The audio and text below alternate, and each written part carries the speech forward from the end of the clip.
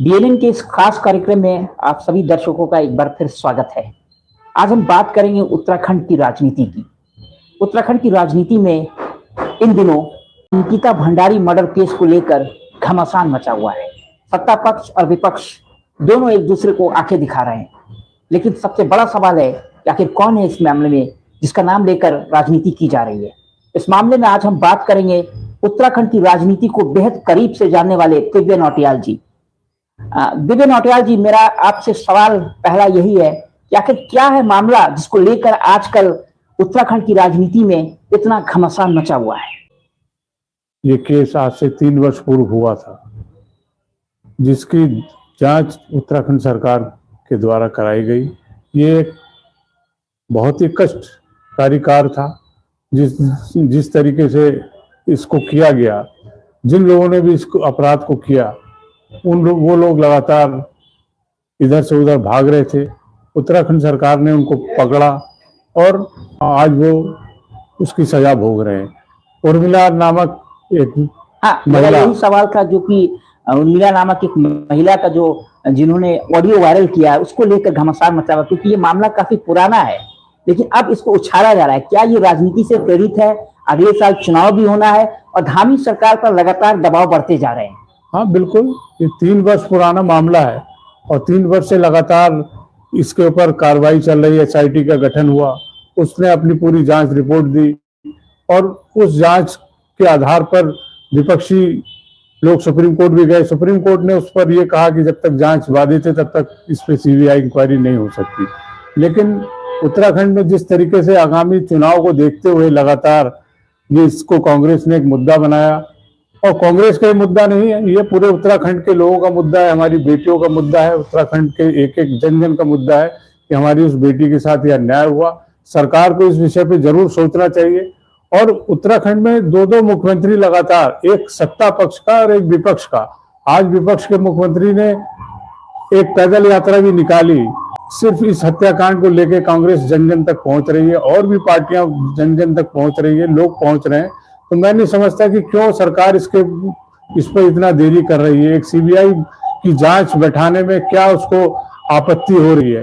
CBI जांच हो जाएगी तो वो वीआईपी कौन है, वो वीआईपी को, किस वीआईपी को बचाना चाहती है सरकार, उसका नाम उजागर अगर होता है तो मैं समझता हूँ कि पूरे उत्तराखंड राज्य, उत्तराखंड की बेटियां, एक एक लोग उसके लिए उत्तराखंड सरकार को धन्यवाद देगा कि हमारी उस बेटी को न्याय मिले और उस वीआईपी का नाम आ रहा है उसको उजागर किया जाए, उसको बचाने का ऐसा क्या प्रयास है? क्यों उत्तराखंड सरकार या क्यों माननीय मुख्यमंत्री जी उस पर इतनी देरी कर रही हैं?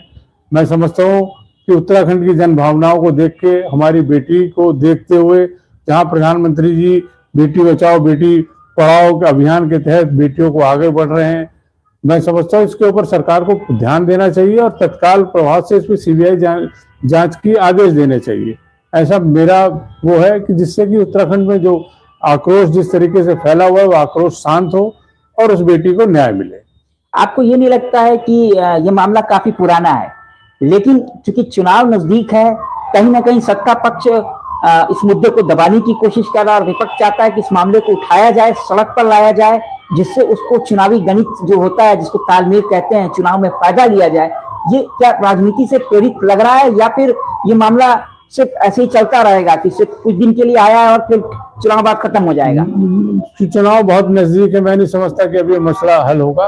और क्योंकि एक वीडियो ऑडियो वायरल होने की वजह से, वो जो उर्मिला जी हैं वो मुंबई से आके इस ऑडियो को वायरल करती है। 3 साल से जो मसला बहुत धीरे धीरे चल रहा था, वो उसने ये जो तूल पकड़ा, आग पकड़ी, मैं समझता हूँ ये आग बहुत आगे तक जाएगी। ये पूरा चुनावी मुद्दा बनेगा। ये उत्तराखंड की शान का मुद्दा है, बच्चियों की मुद्दा है। मैं समझता हूँ इतने शांति से इस मुद्दे को हल नहीं शांत हो सकता। ये पूरा चुनाव तक इस मुद्दे को नहीं होगा तो सरकार, विपक्षी इसको आगे तक लेकर जाएंगे। और मैं तो समझता हूँ कि बहुत आगे ना ले जाके माननीय मुख्यमंत्री जी इसमें सीबीआई की तत्काल जांच बैठाएं और दोषियों को सजा दें। कौन वीआईपी है उसको वीआईपी को उजागर करें और सब जनता के सामने उस चीज को लाएं। पूरा देश, पूरा हिंदुस्तान इस चीज के लिए जानना चाहता है कि आखिर वो वीआईपी है कौन।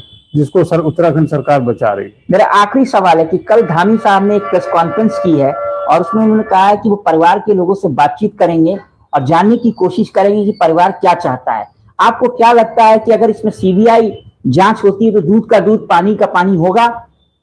बिल्कुल, मैं समझता हूँ 3 साल से तो अगर धामी जी ने उस वो पहले से प्रयास किया होता तो उनके परिवार से मिलकर, कोई भी परिवार है उसकी अगर बेटी है तो वो खुद चाहेगा, परिवार भी चाहेगा, पूरा प्रदेश भी चाहता है कि उससे उच्च जांच और वीआईपी या जो भी लोग उसके ऊपर हैं उसकी उनके दोषियों को सजा मिले और पूरी तरीके से इस चीज का निस्तारण हो सके।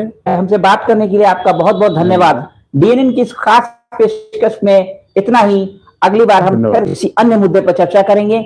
हमारे साथ सब्सक्राइब करिए। धन्यवाद। धन्यवाद।